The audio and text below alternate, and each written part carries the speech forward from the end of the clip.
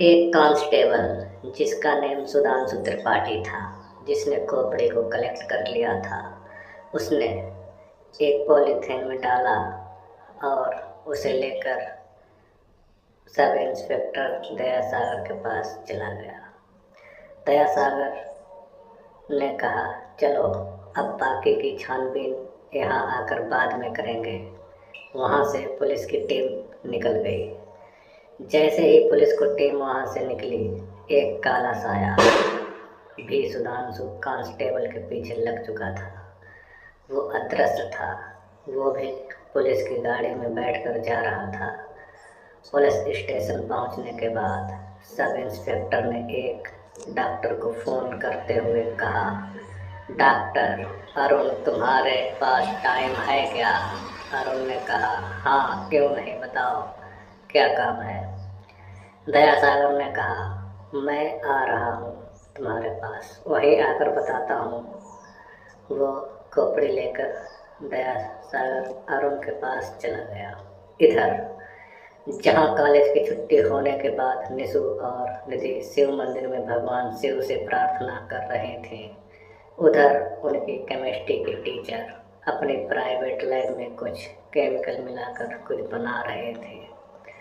उन्होंने अपने लैब के सारे विंडोज और दरवाजे बंद कर रखे थे। वो मन ही मन सोच रही थी कि अगर ये चीज़ बनकर तैयार हो गई तो ये काफ़ी हेल्पफुल होगा।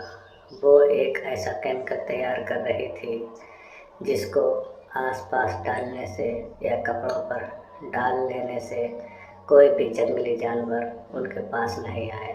उस केमिकल में ऐसी प्रॉपर्टी थी कि जानवर की नाक में जाने के बाद उनके अंदर भय का संचार कर दे और वो जहाँ पर वहाँ से बहुत दूर भाग जाए।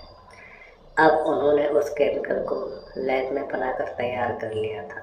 अब उसे प्रयोग किस पर किया जाए, ये सोचकर उन्होंने वो केमिकल एक बोतल में लिया और अपनी अलमारी में रख दिया और लैब से बाहर चली गई।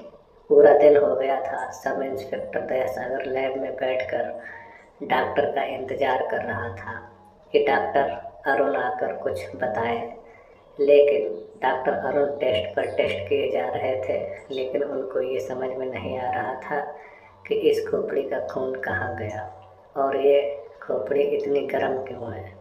देखने में वो सफ़ेद लग रही थी, लेकिन जब उसके एक छोटे से एरिया को काटकर उसकी स्किन से अलग की गई तो उससे काला खून निकला और वह खून धीरे धीरे हवा में गायब हो गया। ये सारी चीज़ अजीब लग रही थी। हैरानी इस बात की थी कि ऑटो वाले का शरीर सड़ चुका था, बदबू दे रहा था, लेकिन ये खोपड़ी अभी भी बिल्कुल पहले जैसी थी। इसमें कोई ऐसा लक्षण नहीं था कि ये मर चुकी हो। इसमें अब जान नहीं, देखने में सिर्फ ऐसा लगता था कि इसमें ब्लड नहीं है। ये सब देखकर डॉक्टर अरुण बहुत ही घबराया हुआ था। वो बस ये कह रहा था कि कैसे हो सकता है, मैं क्या रिपोर्ट बनाऊं। इधर सुधांशु त्रिपाठी अपने घर शाम को वही लगभग 9 बजे जा रहा था। रोड पर अपनी बाइक से जब वह टीएन कॉलेज के सामने पहुंचा तो उसने देखा कि आगे जो बाइक जा रही है उस पर एक औरत बैठी है, जो उसकी तरफ देखकर मुस्कुरा रही थी। तभी अचानक उस औरत का चेहरा काले चेहरे के साथ सफ़ेद आंखों में बदल गया। ये सब देखकर सुधांशु डर गया और उसकी बाइक का संतुलन बिगड़ गया और जा रहे एक ट्रक से टकरा गई और ट्रक उसके ऊपर से निकल गया। सुधांशु मर चुका था।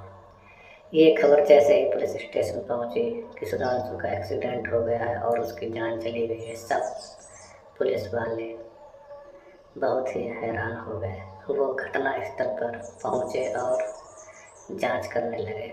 वहाँ उनको कुछ नहीं मिला। जाहिर सी बात थी, एक एक्सीडेंट था और कुछ नहीं। ट्रक वाला रोते हुए कहे जा रहा था, साहब ने अचानक गाड़ी मेरे ट्रक की तरफ मोड़ दी मैं कुछ कर भी नहीं पाया। सारी जांच के बाद सुधांशु के शरीर का अंतिम संस्कार सुबह कर दिया गया।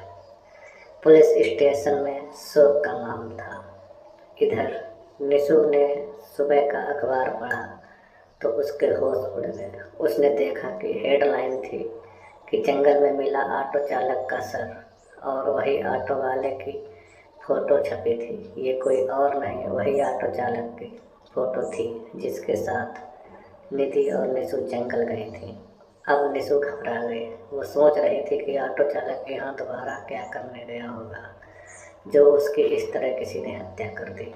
निशु और निधि कॉलेज गए। दोनों पहले की तरह साथ में बैठे हुए थे।